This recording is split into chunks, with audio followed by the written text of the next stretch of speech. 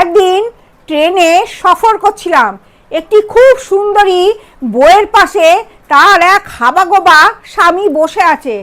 আমি তো তখন তাদের দিকে হাঁ করে তাকিয়ে থাকি। লোকটা সেটা বুঝতে পারে, দিয়ে লোকটা তখন আমাকে বলে, আপনি কি ভাবছেন আমি সরকারি চাকরি করি সেই জন্য আমার এত সুন্দরী বউ? না না, তারপরে আপনি ভাবছেন যে আমি হয়তো খুব বড়লোক, আমার প্রচুর টাকা পয়সা আছে, তাও কিন্তু নয়। বা হয়তো ভাবছেন আমার বউ হয়তো খুব গরিব, তাও না।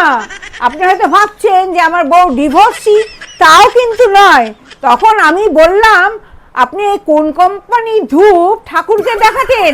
তখন লোকটা বলছে ওসব ধূপ টুপ দেখানো নয়, আসলে ও আমাদের পাড়ারই মেয়ে, কোনো প্রকারে জানতে পেরেছে যে আমি ঘরে যাবতীয় কাজকর্ম করতে পারি, রান্না বান্না, ঘর মোছা, কাপড় কাচা, বাসন মাজা সবই পারি।